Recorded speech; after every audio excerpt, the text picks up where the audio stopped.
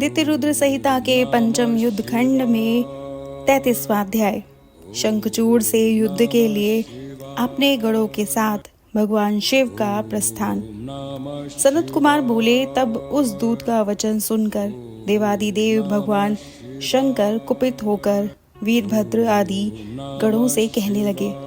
रुद्र बोले, हे वीरभद्र, हे नंदिन, हे क्षेत्रपालो, हे अष्टभैरव, समस्त बालशाली गढ़, तुम लोग मेरी आज्ञा से अपने अपने शस्त्र लेकर युद्ध के लिए तैयार हो जाओ और दोनों कुमारों के साथ युद्ध के लिए निकल पड़ो। ये भद्रकाली भी अपनी सेना के साथ युद्ध के लिए चले। मैं शंखचूड़ का वध करने के लिए अभी शीघ्र ही निकल रहा हूँ। सनत कुमार बोले, इस प्रकार की आज्ञा देकर शिव जी अपनी सेना के साथ निकल पड़े और सभी वीरगढ़ भी अत्यंत हर्षित होकर उनके पीछे चल पड़े। इसी बीच सभी सेनाओं के स्वामी कुमार कार्तिकेय तथा गणेश जी प्रसन्न होकर आयुध से युक्त होकर शिव जी के समीप गए। वीरभद्र, नंदी, महाकाल, सुभद्रक, विशालाक्ष, बाण, पिंगलाक्ष, विकम्पन, विरूप, विकृति, मणिभद्र, बाष्कल, कपिल, दीर्घदृष्टा, विकर, ताम्रलोचन, कालांकर, बलिभद्र, कालजीवा, कुटीचर, बलोन्मत्त, रणसलाध्य, दुर्जय एवं दुर्गम इत्यादि गणेश्वर तथा श्रेष्ठ सेनापति भी शिवजी के साथ रणभूमि में चले। अब मैं उनकी संख्या बता रहा हूँ, सावधानी पूर्वक सुनिए। शत्रुओं का मर्दन करने वाला शंख कर्ण 1 करोड़ सेना के साथ, केकराक्ष 10 करोड़, विकृत 8 करोड़, विशाख 64 करोड़, पारियात्रिक 9 करोड़, सर्वांतक 6 करोड़, श्रीमान वृक्तानंद 6 करोड़, गढ़ों में श्रेष्ठ जालक 12 करोड़, समद 7 करोड़, श्रीमान दुदुन 8 करोड़, करालाक्ष 5 करोड़, श्रेष्ठ संदारक 6 करोड़, कांदुक एवं कुंडक 1-1 करोड़, सभी में श्रेष्ठ विषंटम नामक गणेश्वर 8 करोड़, पिप्पल एवं सन्नाद 1000 करोड़, आवेशन तथा चंद्रतापन 8-8 करोड़ और गणेश्वर महाके सहस्त्र करोड़ गढ़ों से घिरा हुआ था। कुंडी एवं पर्वतक 12 करोड़ वीरों, काल, कालक एवं महाकाल 100 करोड़, अग्निक 100 करोड़, अग्निमुख 1 करोड़, आदित्य एवं घनावय आधा करोड़, सन्ना तथा कुमुद 100 करोड़, अमोघ, कोकिल एवं सुमंत्रक 100 करोड़, काकपाद और सनातक 60 करोड़, महाबल 9 करोड़, मधुपिंगल 5 करोड़, नील, देवेश एवं पूर्णभद्र 90 करोड़, महाबलवान चतुवक्त्र 7 करोड़ गढ़ों के साथ इसी प्रकार अन्य महावीर गढ़ हजारों, सैकड़ों तथा 20 करोड़ गढ़ों के साथ लेकर वहां युद्धोत्सव में आए। वीरभद्र सहस्त्र करोड़ भूत गढ़ों, 3 करोड़ प्रथमों, 64 करोड़ गढ़ों एवं 3 करोड़ लोम जगों के सहित आए। काष्टारूढ़, सुकेश, वृषभ, विरूपाक्ष एवं भगवान सनातन भी 64 करोड़ गढ़ों के साथ आए। तालकेतु, षडास्य, पंचास्य, प्रतापी, सर्वतक, चैत्र, लकुलीश, स्वयं प्रभु लोका दंतक, दीप्तात्मा, दैत्यांतक, प्रभु, देव, भृंगी, देवादिदेव महादेव के अत्यंत प्रिय श्रीमान ऋटि, अश्नि, भानु 64 सहस्त्र करोड़ गढ़ों के साथ आए। इसी प्रकार कंकाल, कालक, काल, नंदी, सर्वांतक तथा अन्य असंख्य महाबली गणेश्वर शंखचूड़ के साथ युद्ध के लिए निर्भय होकर प्रेम पूर्वक निकल पड़े। ये सभी गढ़ हजारों हाथियों से युक्त तथा जटा मुकुट धारण किए हुए थे। वे मस्तक पर चंद्रकला से युक्त नीलकंठ एवं त्रिलोचन थे। सभी रुद्राक्ष एवं भस्म धारण किए हुए थे और हार, कुंडल, केयूर एवं मुकुट आदि से अलंकृत थे। वे ब्रह्मा, इंद्र, विष्णु के सदृश आड़िमादि सिद्धियों से युक्त करोड़ों सूर्यों के समान दैदीप्यमान एवं युद्ध क्रिया में अत्यंत प्रवीण थे। हे मुनि, उनमें कोई पृथ्वी में, कोई पाताल में, कोई आकाश में तथा कोई सातों स्वर्गों में विचरण करने वाला था।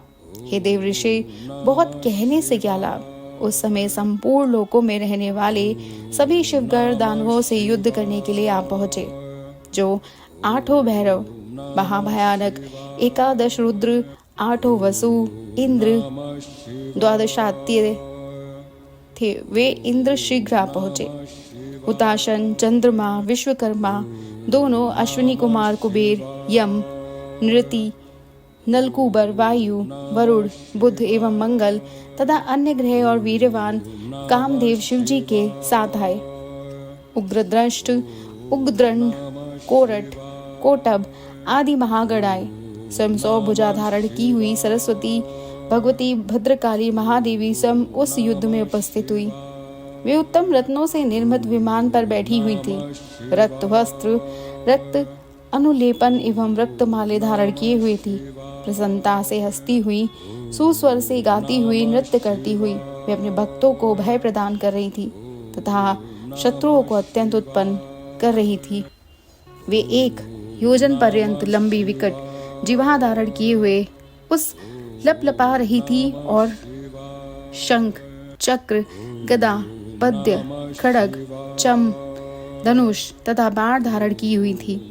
वे 1 योजन का गोल तथा अत्यंत गहरा खरपर आकाश को स्पर्श करता हुआ त्रिशूल, 1 योजन लंबी शक्ति, मुद्गर, मुसल, वज्र, खड्ग, विशाल, फलक, वैश्वावस्त्र, वरुणास्त्र, वायव्यास्त्र, नागपाश, नारायणास्त्र, गंधर्वास्त्र, ब्रह्मास्त्र, रुणास्त्र, पर्जन्यास्त्र, पशुपतास्त्र, जमरास्त्र, पर्वतास्त्र, महावीरास्त्र, सौरास्त्र, कालकालास्त्र, महालास्त्र, महेश्वरास्त्र, यमदंड, समोनास्त्र, दिव्य समर्थनास्त्र एवं सैकड़ों सैकड़ों दिव्यास्त्र एवं अन्य भी अस्त्र अपने हाथों में धारण किए हुए 3 करोड़ योगियों के साथ एवं 3 करोड़ विकट डाकनियों के साथ वहां आकर स्थित हो गई।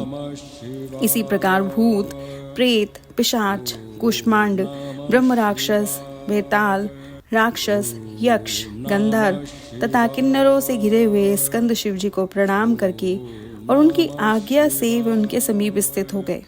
इसके बाद रुद्र शिव जी अपनी सारी सेना लेकर शंखचूड़ के साथ युद्ध करने के लिए निर्भय होकर चल पड़े। महादेव चंद्रभागा नदी के तट पर एक मनोहर वृक्ष के नीचे देवताओं का कष्ट दूर करने हेतु स्थित हो गए। इस प्रकार श्री शिव महापुराण के अंतर्गत दित्य रुद्र संहिता के 5म युद्ध खंड में शंखचूड़ वध के अंतर्गत महादेव युद्ध यात्रा वर्णन नामक 33वां अध्याय पूर्ण हुआ और हमारा अगला अध्याय है तुलसी से विदा लेकर शंखचूड़ का युद्ध के लिए ससैन्य पुष्पभद्रा नदी के तट पर पहुंचना नामक 34वां अध्याय। और इसे जानने के लिए सब्सक्राइब कीजिएगा हमारे YouTube channel voice of tales को। हमारी वीडियो को लाइक, शेयर, सब्सक्राइब करना मत भूलिएगा। हर हर महादेव। नमः शिवाय, ओम नमः शिवाय, ओम नमः शिवाय, ओम नमः शिवाय, ओम नमः शिवाय, ओम नमः शिवाय, ओम नमः शिवाय,